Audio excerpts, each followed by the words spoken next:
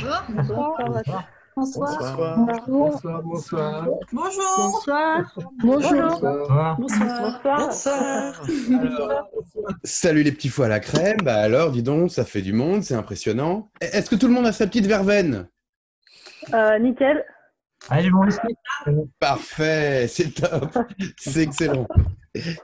Au départ, moi, mon idée, c'était d'animer cette soirée comme un groupe de parole géant. Sauf que là, vous êtes plus que ce que j'avais imaginé. Voilà, très bien, c'est une nouvelle expérience. Mais quand même, comment on va faire? C'est compliqué ça.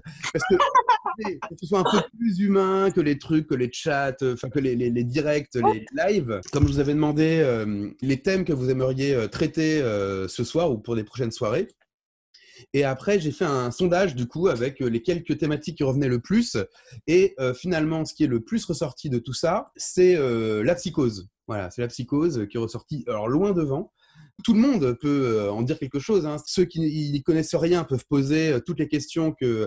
Il n'y a pas de questions bêtes, hein, toutes les questions qu'ils voudraient poser sur le sujet. Ceux qui ont des préjugés, eh ben, c'est le moment ou jamais de formuler vos préjugés. Il y a très bien, ayez des préjugés, comme ça justement, on va peut-être pouvoir les mettre à l'épreuve. Et puis ceux qui seraient éventuellement étudiants en psycho ou autres, et qui ont éventuellement des infos à apporter sur le sujet, et ben pareil. Donc voilà, donc comme quoi tout le monde a sa place dans ce sujet-là. Petite précision, parmi vous, est-ce qu'il est là, Kevin? Kevin, êtes-vous là?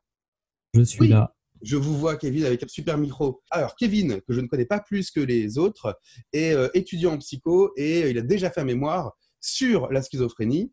Donc voilà, je vais proposer de faire un petit topo pendant cette soirée sur le sujet. J'ai pas mal étudié les questions de la psychose et l'essentiel de ma clinique au travers de mes stages s'est déroulé dans des lieux avec des personnes psychotiques. Et j'ai réalisé donc mon premier mémoire sur la schizophrénie, paranoïde particulièrement. Et mon deuxième mémoire, il sera finalement aussi consacré. J'ai étudié la fonction du délire particulièrement. Alors, je vous propose de problématiser à ma façon. Alors, j'ai mon PowerPoint que je peux même vous partager s'il faut. En gros, le problème de cette notion de psychose, c'est qu'en fait, comme beaucoup d'autres termes de la psychologie, hystérie, pervers, voilà, c'est des termes qui peuvent dire beaucoup de choses. Et donc, même quand un psy parle avec un autre psy de ces termes-là, il ne va pas forcément véhiculer le même sens dans son propos, puisque en fonction de sa formation, c'est un peu, vous savez, la psycho, c'est un peu comme si c'était des études de religion, quoi. C'est-à-dire, en gros, bah voilà, vous mettez deux religieux qui se rencontrent, ils ne vont pas avoir les mêmes options, ils ne vont pas forcément se comprendre. Et donc, il y a plusieurs bibles. Donc, en gros, il y a un certain Serban Ionescu, qui est un grand bonhomme, qui avait estimé qu'il y aurait 14 approches de la psychopathologie. Et donc, parmi ces 14 approches, donc ça en fait quand même beaucoup, hein, il y a effectivement la psychiatrie, il y a la psychanalyse, il y a l'approche structurale, etc. Et celles qui sont les plus reconnues, on va dire, c'est la psychiatrie et puis l'approche psychanalytique ou structurale. Pour faire court, en gros, il y a la psychopathologie à la Lacan, Freud, avec l'idée qu'il y aurait trois principales structures: névrose, psychose, perversion. Et puis il y a l'approche un peu plus répandue, on va dire, un peu plus acceptée, parce que voilà, je sais pas si quelqu'un peut expliquer pourquoi d'ailleurs c'est plus répandu, l'approche de Bergeret, qui est tirée de la psychanalyse, avec l'idée que les êtres humains, ils se répartiraient selon trois principales structures, donc névrose, psychose, état limite. Et donc, dans les états limites, c'est peut-être pour ça d'ailleurs qu'on accepte un peu mieux cette théorie-là. Dans les états limites, on va mettre plein de choses. On va mettre les pervers, les psychopathes. C'est parfois une catégorie un peu fourre-tout état limite, donc c'est peut-être aussi pour ça que ça passe mieux. Donc ça, c'est une théorie de l'esprit humain. Et donc, dedans, voilà, il y a cette fameuse structure psychotique. Jusque-là, est-ce que ça va? En fait, je voulais savoir névrose, psychose. Moi, je croyais que c'était névrose, psychose, perversion et état limite. Non, en fait, perversion, il n'en veut pas du tout, lui. Et donc, voilà, non, c'est ça. Pour Lacan, l'état limite, ça n'existe pas, hein. Non. Ouais, mais pour Bergeret. Pour moi, la perversion, ça reste une structure qui est un petit peu plus enfermante. Au final, est-ce que les états limites, ce n'est pas une notion en fait qui concerne un certain degré par rapport à des névroses ou psychoses justement? Et en ce sens-là, ce serait une notion fourre-tout. Ouais, alors, donc vraiment, je vulgarise à mort, hein, on est bien d'accord. Pour Bergeret, l'état limite, pour lui, c'est pas une catégorie fourre-tout. Mais en fait, selon les personnes qui vont parler d'état limite, ça pas, celui-là non plus, il veut pas dire la même chose, quoi. L'état limite, c'est même pas vraiment une structure. En gros, il y a deux structures pour Bergeret, la névrose, la psychose, et l'état limite, c'est une astructuration. En gros, c'est comme si le mec, voilà, il savait pas trop, quoi, inconsciemment, il savait pas trop s'il allait partir du versant névrotique ou psychotique, et donc il peut sombrer, enfin, il peut se névrotiser ou alors développer une psychose. Dans cette approche-là, moi, ce que je trouve particulièrement intéressant, c'est qu'il y a l'idée qu'une structure en soi, elle n'est pas pathologique. Psychose, c'est pas plus pathologique que névrose. Parce que oui, dans l'inconscient collectif, et même dans la bouche de la plupart des gens, y compris des psys, les psychotiques, c'est les fous. C'est les fous, voilà. On pourra revenir d'ailleurs sur le concept de fou dangereux, si ça vous intéresse. En gros, l'idée de Freud, déjà, c'était que les êtres humains, c'était un peu comme des cristaux, et en fonction de leur nature, les cristaux, si vous les jetez par terre, ils vont pas se briser pareil. Et donc, c'est comme si les êtres humains, ils avaient sur 3 grandes familles de cristaux, et donc, quand ils vont rencontrer une difficulté, quand leurs mécanismes de défense seront pas assez efficaces par rapport à l'angoisse qu'ils vont rencontrer, eh ben, ils vont se briser comme un caillou, quoi, et ils vont pas se briser de la même manière selon leur structure, voilà, selon leur ligne de clivage qui auront été établies pendant leur développement précoce, eh ben, ils vont pas se briser pareil. Et donc, c'est surtout ça, en fait, la structure. En soi, l'être humain, quelle que soit sa structure, il est pas malade, y compris s'il est psychotique, et quand il décompense, en gros, la décompensation, c'est quand l'angoisse, elle est trop forte par rapport aux défenses qu'on a, quoi, et ben voilà, il va décompenser d'une certaine manière. La dépression, le délire, voilà, c'est une manière de décompenser. Donc, dans cette approche, la psychose n'est pas une pathologie.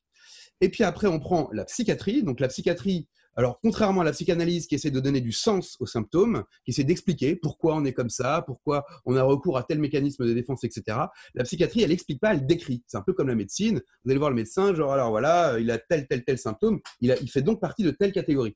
Et donc dans l'approche psychiatrique, alors, c'est pas une question de métier, hein, d'ailleurs. Hein. Il y a des psychiatres qui vont plus utiliser l'approche psychanalytique ou structurale que l'approche psychiatrique, et inversement, des psychologues qui vont beaucoup se référer à la psychiatrie. Donc, c'est pas du tout une question de corps de métier, c'est une question de petite Bible. D'ailleurs, là, moi, j'ai ma petite Bible, j'ai mon petit DSM-4, qui est périmé d'ailleurs, on est passé au 5, mais voilà, moi, je fonctionne avec le 4. Bref, en psychiatrie, la psychose, c'est une maladie, c'est une pathologie. C'est-à-dire qu'en soi, c'est une maladie dont on ne guérit pas. Alors, j'ai peut-être un propos un peu péremptoire. Hein. Les psys et psys en herbe auront tout à fait le droit de ne pas être d'accord. En gros, c'est une maladie dont on ne guérit pas. On peut prendre des médicaments pour stabiliser, pour enlever les idées délirantes ou les hallucinations. Et la plupart, en plus des schizophrénies, la schizophrénie, donc c'est une forme de psychose, la plupart des schizophrénies ont en plus des symptômes de détérioration, en fait, qui vont faire que plus on vieillit, et plus on perd des habiletés, quoi, plus on se détériore. Donc c'est une maladie un peu comme Alzheimer, c'est une démence, voilà, c'est une maladie. Et ben les psychoses, dans cette approche-là, c'est une maladie. Et donc, si vous faites un diagnostic structural ou un diagnostic psychiatrique, ce ne sont pas les mêmes personnes que vous allez qualifier de psychotiques. Donc voilà, c'est pour problématiser un peu le truc, voilà un peu le bordel dans lequel on est. Et qui fait que même nous, entre psy, on croit qu'on dit la même chose. Moi, ça m'est arrivé des tas de fois que quelqu'un me dise « Mais enfin, tu vois bien qu'il est psychotique. » Ah bon, bah non, moi, j'ai pas vu. Je sais pas, il est pas délirant. Donc, voilà. Et puis, des fois, on a des malentendus comme ça parce que pour certains, un psychotique, c'est quelqu'un qui est délirant, qui a des hallucinations ou des idées délirantes. Pour d'autres, c'est une structure et donc c'est un conflit avec la réalité, etc. Il y a 3 structures. Enfin, bon, c'est des conventions pour mieux penser, je suppose. Mais est-ce que c'est fixé pour toute la vie ? Est-ce qu'on peut changer de structure ? C'est une super question que vous avez parce que vous êtes en plein cœur on pourrait presque dire des petites guerres entre psychologues, parce qu'à cette réponse-là, est-ce que la structure est quelque chose qui peut changer au cours du temps ? Personne n'est d'accord. Voilà, c'est assez simple. Donc Freud vous dirait que non, parce qu'on est avec une structure de base, le cristal, la métaphore qu'a utilisée tout à l'heure Samuel. Pour Freud, c'est non. Quand le cristal prend sa forme donc à la phase oedipienne principalement, et ensuite terminé. Pour d'autres, oui, c'est possible.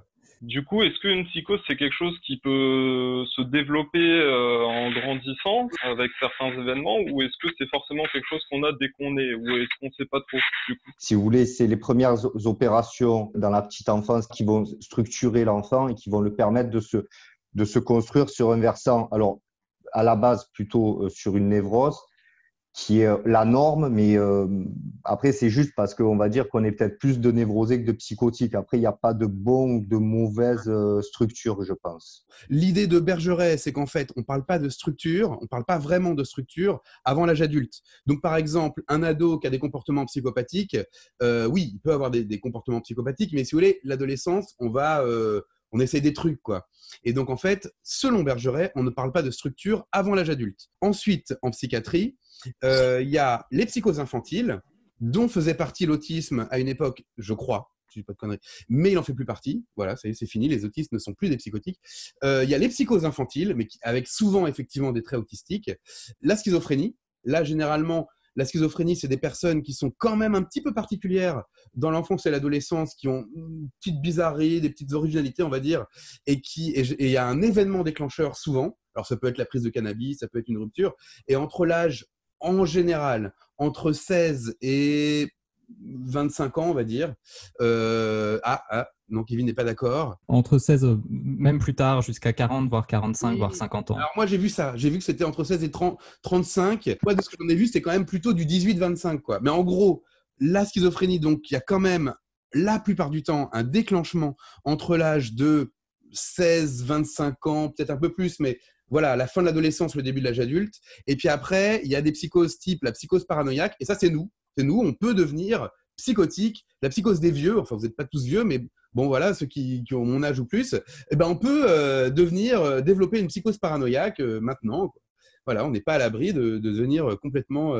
Est-ce que le confinement peut déclencher une psychose? Oui. Qui a dit oui? C'est ça. C'est moi, pardon. Allez-y, je vous en prie, développez. Disons que ça ne va pas déclencher en soi la structure, puisque comme on l'a dit, ça s'édifie avant. En revanche, ça peut faire passer la personne psychotique du versant non pathologique au versant pathologique. La nature de l'angoisse, ça va être une des choses qui va différencier les différentes structures. Et la nature de l'angoisse chez le psychotique, celle qui est dominante, c'est l'angoisse d'anéantissement, l'angoisse de morcellement, on entend parfois aussi. Et cette angoisse, l'angoisse d'anéantissement, a tendance à exploser, s'amplifier dans des cas de gros isolement, ce qui peut être le cas du coup dans la période que l'on voit, et c'est aussi pour ça que dans les institutions qui gèrent des cas psychiatriques, on a actuellement une grosse entrée de patients, beaucoup plus qu'à l'habitude. Merci. Sur l'étymologie donc, de psychose que je suis allée voir vite fait comme ça, donc il y a psyché évidemment, l'esprit, et oser, apparemment ose, qui signifie donc anomalie de l'esprit. Donc on comprend bien qu'il y a un grand fourre-tout autour de ce thème, puisque anomalie de l'esprit, ça peut être tout et n'importe quoi. Mais ce qui la caractérise de manière générale, c'est la perte de contact avec la réalité.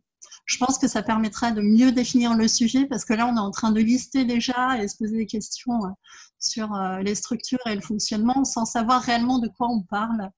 Donc, perte de contact avec la réalité, anomalie de l'esprit, je pense que déjà, ça circonscrit les choses. Ce qu'on appelle le conflit avec la réalité, c'est vrai que pour quelqu'un qui n'a pas du tout de notion de psycho, les autres, vous me pardonnerez ce raccourci, et notamment en psychiatrie, un psychotique, la plupart du temps, c'est quelqu'un qui est délirant. Et donc, délirant, ça veut dire des idées délirantes, ça peut être on a transformé mes parents en robots, voilà, ou des hallucinations, genre j'entends des voix, mais en fait, en gros, quand ils entendent des voix, ils les entendent. C'est-à-dire que là, vous m'entendez, bah, ils en entendent pareil. Donc, c'est sa réalité, la réalité du psychotique. C'est une réalité différente peut-être de la vôtre, mais c'est la leur. À eux, nous, quand on est clinicien, c'est pareil. Il y a cette idée, si on veut être de bons thérapeutes, on ne va pas se dire « Oh, bah, il est fou! Oh, bah, il entend des voix! Oh, bah, vraiment! Non, mais ça ne va pas, monsieur, vous enfermez. » Non, on va plutôt partir du principe que ces hallucinations ou ces délires, ils sont très anxiogènes. Ça va être terrible d'avoir, je ne sais pas, moi, des parents transformés en robots ou un truc comme ça. Ça va être insupportable. Et donc, on va plutôt s'intéresser à l'angoisse. Voilà, bien sûr. Quelqu'un qui est persuadé, il est névrosé ou je sais pas quoi, il est sûr qu'il ferait jamais de mal à une mouche, je sais pas quoi, et il se retrouve dans une situation où en fait, bah, il se rend compte qu'il serait capable de faire des horreurs. Ça voudrait dire qu'il change un peu de structure, non? Et quelqu'un qui est déjà conscient de son fonctionnement, est-ce que du coup, ça le permettrait de plus rester qui il est, quoi? Enfin, je sais pas comment dire. Connecté à la réalité. Alors, effectivement, il y a différentes psychoses, même dans la schizophrénie. En gros, la schizophrénie, déjà, c'est 1% de la population globale. C'est beaucoup, 1% quand même. Et dans les schizophrénies, il y en a plusieurs. Et donc, elles n'ont pas tous les mêmes symptômes. Parce que chez les psychotiques, il y a des psychotiques qui adhèrent à leur délire et d'autres moins. Il y en a certains, et c'est assez impressionnant, moi, ça m'est déjà arrivé, qui vont raconter après leur épisode délirant, mais de manière plutôt autocritique, en disant bah ouais, j'ai fait ça, non mais bon, et puis moi je regardais ça en me disant mais vous avez vécu des aventures passionnantes, ouais, mais enfin bon, quand même, ça craint. Et donc voilà, il y en a certains qui vont pas adhérer à leur propre délire après coup, qui vont revenir à une phase de stabilité, et puis d'autres, bon bah c'est leur vie quoi. Hein. La question que je me pose, c'est si on a une structure, on devrait quelqu'un qui est schizophrène comme Georges Nage devrait complètement adhérer à ces hallucinations. Donc je me demande comment les psychiatres, les psychologues expliquent ce genre de phénomène. Une personne qui ne prend pas de médicaments pour ne plus avoir d'hallucinations, elle les a toujours et elle n'y croit plus. Là, il n'y a pas eu de changement du symptôme, mais un changement de la relation au symptôme, en fait. C'est-à-dire que les hallucinations, c'est un phénomène et on peut changer la relation qu'on a avec pour justement mieux vivre avec ce symptôme, avec cette réalité-là, en fait, qui est qu'il y a des hallucinations, etc. Oui, j'aimerais aussi ajouter, je suis complètement d'accord avec ça et c'est d'ailleurs, moi en tout cas dans ma clinique au niveau de la psychose, c'est exactement comme ça que je pratique, c'est passer en fait d'une relation persécutive du délire à une relation qui va être beaucoup plus pacifiée, voire carrément qui peut devenir aidante pour la personne. Mais c'est le rapport que la personne... Alors, ignorer, moi je l'ai personnellement jamais vu, des personnes qui arrivaient à ignorer leur vision, leur voix ou leur délire globalement. Par contre, en changer la relation, comme ça a été dit, c'est quelque chose qui est très aidant et qui peut aider à passer d'un versant plus pathologique à un versant beaucoup moins, qui ne l'est même plus du tout parfois. Tant que vous avez la parole, en gros, c'est quoi la schizophrénie ? Pour faire vraiment très simple, on va dire qu'il y a 2 types de schizophrénie. Il y en a beaucoup plus que ça en réalité, hein. Il y en a une dizaine qu'on pourrait lister, mais on va prendre 2 grands types.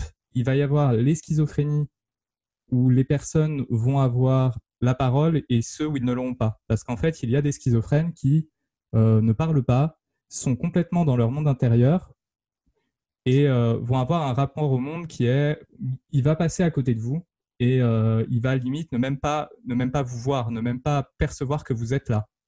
Ils vont être complètement à l'intérieur d'eux-mêmes. Pour ce qui est de la schizophrénie délirante, un exemple du coup assez simple que vous avez probablement tous déjà croisé, ça va être des personnes sans domicile fixe, souvent, qui marchent dans la rue avec des démarches un peu spéciales et qui parlent toutes seules. Bah là, très souvent, vous êtes en présence de personnes qui sont en fait schizophrènes. Et ça peut vous donner un petit peu une idée de ce qu'on appelle les bizarreries qu'on a chez les personnes schizophrènes. On va parfois avoir ce genre de démarche un petit peu saccadée, spéciale, un regard qui est parfois difficile à fixer. Alors, on va avoir donc, schizophrénie paranoïde. Pourquoi paranoïde ? Parce que dans le délire de la personne va être persécuteur. C'est-à-dire que, en général, quand la personne décompense, donc quand elle entre dans le versant pathologique, elle va voir ou entendre des voix qui vont être agressives à son égard. Les voix, contrairement à ce qu'on pourrait croire, ils ne vont pas les entendre par les oreilles, très rarement. En général, parfois, ils vont vous dire dans la tête, mais si vous dites à la personne la voix, où est-ce que vous l'entendez, ils vont vous dire les dents, le ventre, les genoux parfois, souvent les articulations. C'est quelque chose d'intéressant parce que ça nourrit la zone, peut aider à nourrir le travail qu'on en fait. Alors j'ai une petite question, est-ce qu'il y a des thèmes récurrents au délire ou pas ?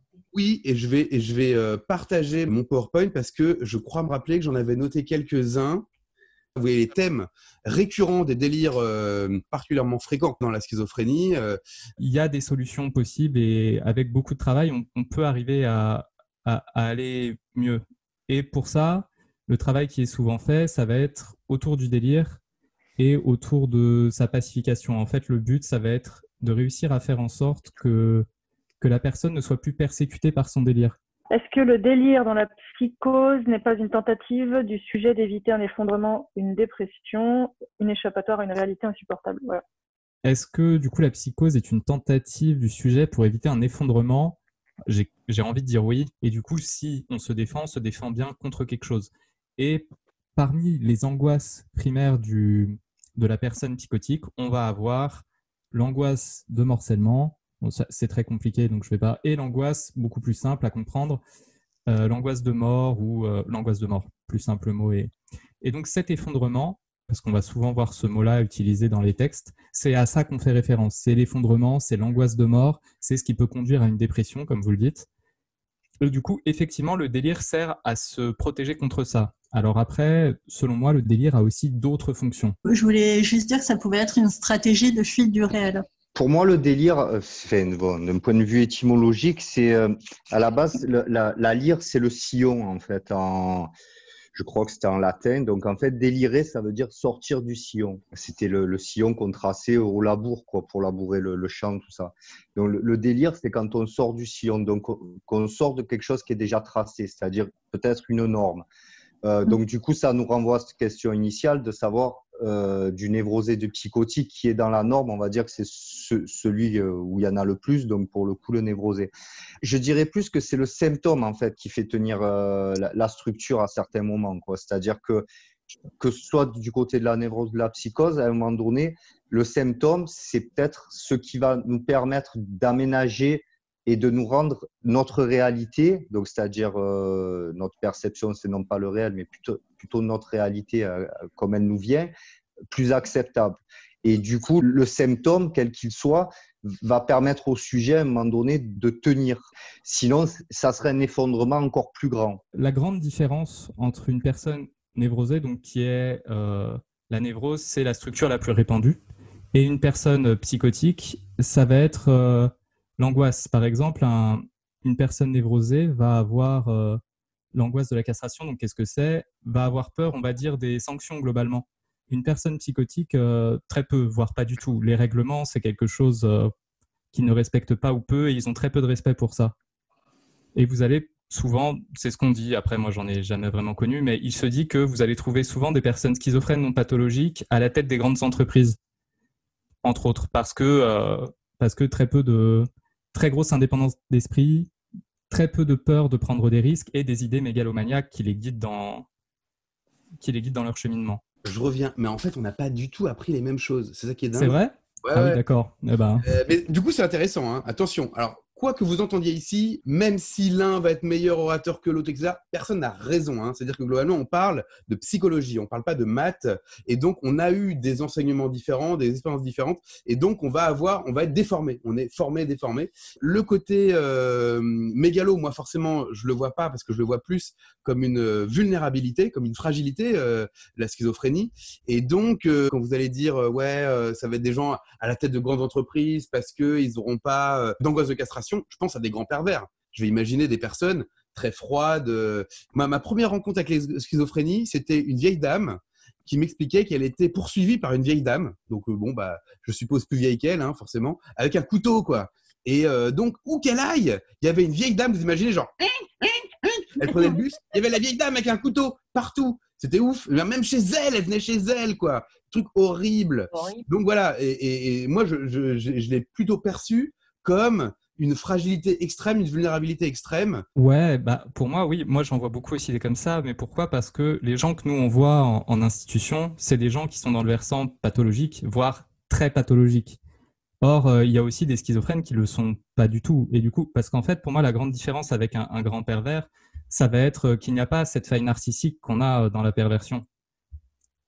On ne l'a pas dans la psychose. C'est pour ça qu'elle est structurante. C'est parce qu'en fait, il n'y a pas ce gros point faible qui fait que, pour un rien, une personne est à limite. Donc, je mets un peu par raccourci les pervers dans les états limites. C'est contestable, mais bon, on ne va pas... Voilà. Ce qui fait que les états limites sont dans des A-structures, selon Bergeret en tout cas, c'est qu'en fait, un rien peut effondrer toute leur stabilité et les faire partir dans des colères, etc., ce qui n'est moins censé arriver chez un psychotique non pathologique, en tout cas. Le fait que Kevin et Samuel ont eu une éducation différente sur le sujet de la psychologie, est-ce que c'est pas une preuve que c'est un domaine encore soit qui n'est pas une science exacte ou qui est un domaine encore en évolution? La psychologie, ça paraît très scientifique, mais à la fois, quand on écoute différents psychologues, ils ont tous un avis différent sur la chose et c'est compliqué pour les patients, je pense, de savoir à qui se référer et si c'est pas un peu ésotérique. Alors oui, effectivement, il y a plein d'approches très différentes. Toutes ces approches-là, en tant que thérapie ou en tant que lecture du psychisme humain ont tout leur intérêt, mais ce serait vraiment, je pense, une erreur de dire, voilà, il y a cette théorie-là qui a raison. Et effectivement, on n'est pas, la psychologie, pour l'instant, mais alors d'autres peuvent dire le contraire, hein, n'est pas une science exacte, quoi. Je suis tout à fait d'accord avec Samuel sur le fait qu'il n'y a pas de... La psychologie n'est pas une science exacte. Pour moi, il y a donc différents types de théories et il y a aussi différents types de patients. On va parler de psychologues freudiens, de psychologues lacaniens, de psychologues jungiens dans la psychanalyse ou TCC, etc. Il y a surtout des patients. Il y a des patients qui vont être freudiens, des patients qui vont être lacaniens, c'est-à-dire des patients avec qui ces théories vont fonctionner. Une théorie peut très bien fonctionner avec un patient et pas du tout avec un autre. Et de même, il y a aussi pas forcément qu'un seul levier à un problème. Une personne peut très bien réagir à des théories qui ont l'air de base différentes, comme les TCC et la psychanalyse, et il n'y a pas forcément qu'un seul levier à un problème. En gros, est-ce que chaque théorie se contredit ou pas? Alors pour nous, les psychologues, on trouve que les contradictions sont énormes et aberrantes et que voilà, pour nous, c'est la guerre, quoi. En exagérant un peu. En réalité, oui, il y a des contradictions, mais la plupart sont d'accord sur le fond. Il y a par contre des vraies différences sur les solutions, ça oui. Et il y a aussi, là on cite les grands noms, donc Freud, Lacan, Jung, etc. C'est quand même des gens qui ont écrit pour Freud notamment aux alentours des années 1900, pour Jung plus 1900, 1900, 1950. Il y a plein d'auteurs depuis qui ont continué sur ces questions, qui les ont abordées, moins connus parce que l'époque veut que voilà. Mais il y a de l'évolution sur ces théories. Ça, c'est vraiment les bases pour que les gens comprennent à quel courant ça appartient. En fait, on prend les fondateurs pour le courant. Mais en soi, oui, il y a des contradictions, parfois sur des thèmes centraux, mais globalement, ils s'entendent relativement. Il se pourrait que les grandes théories soient aussi un peu remises en question et qu'on reparte sur d'autres choses à l'avenir, quoi. Oui, notamment à cause, en tout cas selon moi, du contexte historique. C'est-à-dire que Freud, à l'époque, ou Jung, ils font leur théorie avec des patients des années 1900. On sait que dans la psychanalyse, on se base beaucoup sur les choses qui se sont passées dans l'enfance. On n'élève plus nos enfants aujourd'hui comme on les élevait en 1900. Aujourd'hui, les châtiments corporels sont beaucoup plus rares, même si ça existe encore. À l'époque, c'était beaucoup plus fréquent et ça change des choses dans la construction d'une psyché. Qui fait que du coup les auteurs modernes s'adaptent à tout ça et s'adaptent à un public contemporain, quoi. Cette problématique-là, elle est vraie certainement, enfin le fait de ne pas avoir vraiment de consensus sur plein de choses, et c'est ce que disait Kevin, que ça évolue aussi en fonction du contexte social, historique, etc. Moi qui n'ai pas tant que ça d'ancrage psychanalytique, je peux vous dire que c'est vrai aussi. Pour la psychiatrie, pourquoi est-ce que je vous parle de DSM-4 alors que le 5 est sorti? Par exemple, donc la psychiatrie évolue vraiment, vraiment beaucoup en fonction des mœurs. C'est vraiment, en gros, c'est là le DSM, donc le manuel de psychiatrie américain, qui est celui qui est le plus répandu au monde, en fait, on va dire, le plus reconnu. Et en fait, comme il change très régulièrement, en fait, moi, par exemple, quand j'étais étudiant, il y a des choses que j'ai apprises, des choses importantes, qui n'existent plus, qui ont changé en fait. Par exemple, moi, on m'a bien appris à distinguer les différents troubles autistiques. J'ai appris des critères pour bien différencier l'autisme, le syndrome d'Asperger, le syndrome de Rett, etc., etc. Et donc, c'était des troubles différents, quoi. Voilà, c'était pas la même chose. Et puis, ils ont sorti le DSM-5, et puis ils ont dit, voilà, on va parler de troubles du spectre autistique, de léger à lourd.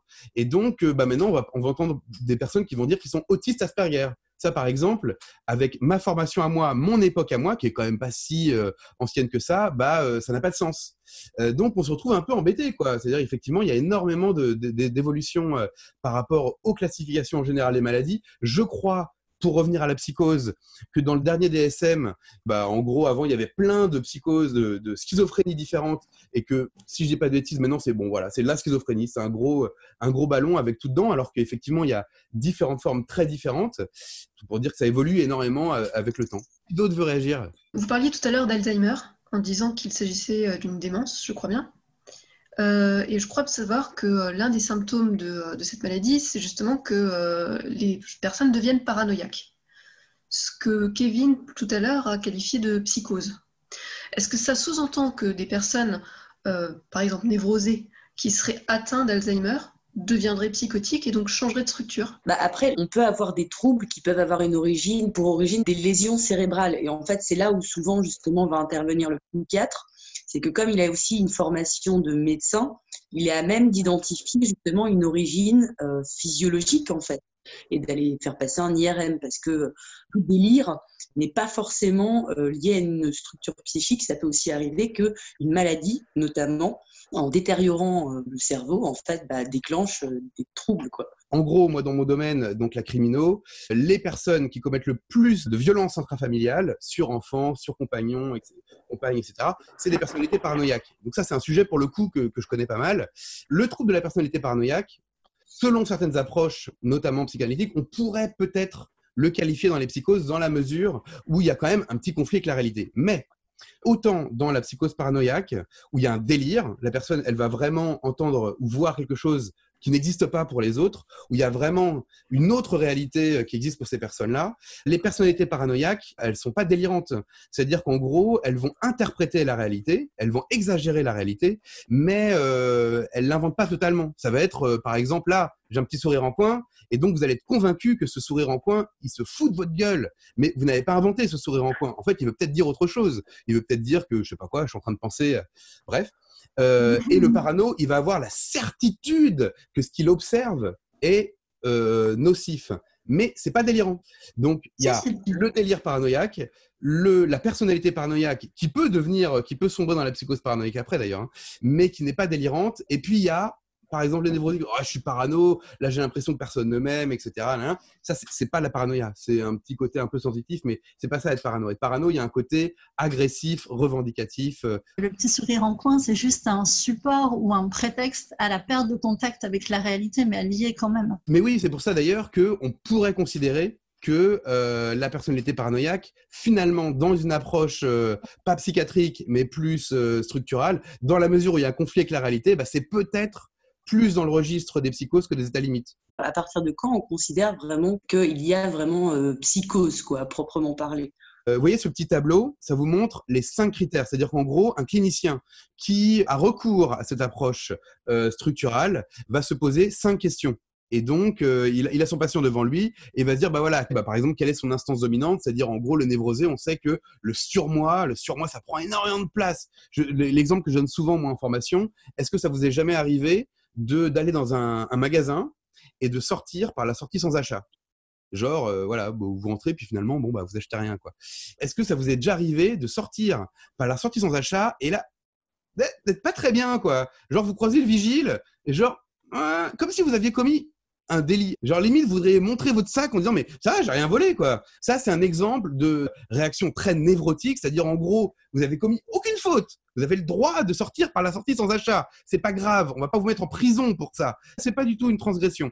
Mais, vous allez avoir une angoisse de castration, c'est-à-dire un sentiment de culpabilité. Donc, le névrosé, typiquement, même quand il n'a rien fait de mal, il va culpabiliser pour de la merde, quoi. Et à l'inverse, certains états limites, notamment les pervers, enfin, en tout cas, les états limites, ils ont souvent une dimension tellement narcissique que égocentrique, c'est-à-dire c'est moi. Donc en gros, le moi, il prend beaucoup de place dans leur vie psychique. Et donc là, il y a le côté sens grandiose de sa propre importance. En tout cas, selon Bergeret, c'est-à-dire les états limites, ils ont une grande problématique narcissique. Et ça peut donner des personnes qui vont faire beaucoup de mal, mais pas du tout culpabiliser. Donc, c'est limite l'inverse, quoi. Pour moi, il y a psychose, donc c'était le mot, il y a pathologie, c'est ça que j'ai entendu. Dans un premier temps, ça peut être quand la personne le formule, c'est-à-dire quand il y a état de souffrance. Et dans ce cas-là, voilà, ça peut être l'une des limites, on va dire, l'un des moments où on peut dire qu'il y a pathologie. Et ça peut être aussi quand la personne est dangereuse pour les autres ou dangereuse pour elle-même. Voilà, pour moi, c'est les 3 points qui font qu'on peut dire, mais c'est très arbitraire évidemment, hein, mais qu'on peut dire qu'il y a pathologie du moins. Il y a plusieurs manières de percevoir ce qui est normal ou ce qui est pathologique. Il y a la norme statistique, la norme biologique, la norme comme idéal, etc., etc. Bref, notre norme à nous, pour la plupart d'entre nous, effectivement, il y a l'idée d'être un danger pour les autres ou pour soi-même. Il y a la souffrance comme critère de pathologique. Et puis aussi, une autre valeur peut-être à garder à l'esprit, c'est que la plupart du temps, la norme ou le pathologique, c'est pas comme s'il y a une frontière, quoi. C'est pas, il y a les normaux et il y a les fous. C'est une question de degré. On peut être un névrosé, très très névrosé, et donc c'est horrible. Vous allez avoir des rituels obsessionnels. Vous avez besoin de vérifier 10 fois chaque jour que les portes sont fermées. Votre vie, c'est un enfer. Et donc, on peut être névrosé. Donc, c'est soi-disant la norme, hein, la névrose. Et en fait, c'est tellement envahissant que c'est pathologique. Et inversement, vous pouvez être psychotique, mais avoir des délires cool. Je sais pas, un délire un peu mégalo. Dans l'idée, ça peut être sympa. Ou même une phase maniaque d'un trouble bipolaire, ça peut être pas si désagréable que ça à vivre. Donc, tout est une question de degré. Voilà. Y a-t-il des réactions à ça? J'ai entendu récemment Cynthia Fleury qui a écrit un bouquin sur Sylvie Lamère, le ressentiment. Et elle expliquait, voilà, un individu névrosé, normal, voilà, peut avoir une pulsion à un moment, mais dans l'instant d'après, c'est fini. C'est-à-dire que ça a duré 1 seconde ou 1 minute où il s'est fait un petit délire. Et le moment d'après, et la majorité du moment, il est bien. Il est dans la réalité, il poursuit son train de vie. Voilà. Et s'il peut, dans le cours d'une vie d'un individu normal, il peut y avoir des petites sorties comme ça, aléatoires, de pulsions psychotiques. Les pulsions, on ne les choisit pas, en fait. C'est-à-dire que vous-même, vous avez peut-être des tas de pulsions, mais les pires imaginables, des pulsions de meurtre, des pulsions, voilà, et vous n'en avez pas conscience, parce que justement, vous avez des tas de mécanismes de défense qui font en sorte de vous préserver de ces pulsions-là, parce que sinon, vous auriez une image de vous horrible. Les pulsions, si vous voulez, vous pouvez avoir même, dans l'absolu, les mêmes pulsions qu'un psychopathe. Je parle de psychopathe, c'est vraiment la personnalité impulsive à l'état pur. Voilà. Justement, ce qui fait la différence, c'est ça, c'est l'impulsivité. C'est-à-dire qu'en fait, les névrosés, ils sont censés avoir justement ce surmoi qui va faire que si jamais ils identifient cette pulsion, ça va créer un phénomène tellement intense. C'est pour ça, par exemple, que ça va donner les phobies d'impulsion. Ça m'est arrivé de rencontrer des mamans qui, après la naissance de leur enfant, ont eu la pulsion, comme ça, elles ont eu conscience. Malheureusement pour elles, elles ont eu conscience de la pulsion de jeter leur bébé par la fenêtre. Et après, elles étaient terrorisées, elles avaient peur d'elles-mêmes, c'est ça la névrose. À l'idée que, si ça se trouve, elles allaient, malgré elles, jeter leur enfant par la fenêtre tellement elles étaient horribles. Voilà, la névrose, comment la névrose, c'est pas cool. Et donc la différence entre un sujet névrotique ou quelqu'un qui l'est, un sujet qui l'est moins, c'est justement que d'autres personnes pour qui le surmoi il prend moins de place dans la vie psychique, et du coup comme le surmoi, enfin le petit feu rouge interne il fonctionne moins bien, justement ils vont peut-être passer à l'acte parce qu'il n'y aura pas eu cette fonction du petit Jiminy Cricket qui à un moment donné crée une information anxieuse. Peut-être est-ce qu'un état dépressif pourrait générer ça, sans que la personne soit psychotique, mais une personne névrosée lambda comme vous et moi. Enfin, je veux dire, un passage à l'acte, j'entends. Ce qu'on va plutôt craindre pour un dépressif, c'est un passage à l'acte plutôt auto-agressif. C'est un peu notre hantise à nous, les psys, c'est-à-dire en gros, le passage à l'acte, qu'il soit auto-agressif, c'est-à-dire la tentative de suicide, ou hétéro-agressif, le fait de faire du mal à d'autres personnes, c'est dans ces moments-là où nous, on va avoir des questionnements. Est-ce que j'ai loupé un truc? Je me suis mal démerdé, etc. Est-ce que ça peut amener à un passage à l'acte, ce qu'on appelle par exemple des suicides altruistes? Ça existe, des personnes qui vont buter toute leur famille et puis après, ils se butent après. Sauf que la plupart du temps, dans les suicides altruistes, enfin, l'altruiste, c'est un peu bizarre comme mot, mais c'est comme ça, finalement, ils commencent à commettre des crimes et ils réalisent, voilà, ça les ancre dans la réalité au moment où il y a les premières morts et après ils ne se suicident pas, quoi. C'est con. Ce qu'on appelle donc du coup des bouffées délirantes, c'est-à-dire ces épisodes, on va dire, psychotiques passagers. On n'est pas sur un changement de structure parce qu'en fait la personne va retourner dans sa structure de base. En fait, sa structure ne va pas changer, c'est-à-dire qu'elle sera toujours guidée par son surmoi, donc sa conscience, sa culpabilité, etc. Ces mécanismes de défense ne vont pas changer, rien ne va changer. C'est-à-dire que sur un moment, il va y avoir un affaiblissement, c'est-à-dire que ces défenses ne vont plus fonctionner. Et on va avoir une émergence du ça, de l'inconscient, qui va prendre le dessus pendant un bref instant et entraîner la symptomatologie que vous avez décrite. Ça peut parfois revenir, mais a priori, ce n'est pas un changement de structure à proprement parler. Ok, merci.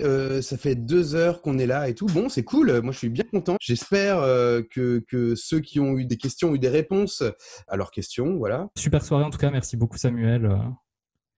C'était vraiment très agréable, en tout cas pour ma part. Moi, j'ai envie de dire bravo pour l'effort de pédagogie. C'est pas évident, surtout sur un sujet comme ça. Oui, merci beaucoup. C'est très intéressant. Merci. Ouais, merci à tous. C'est super cool.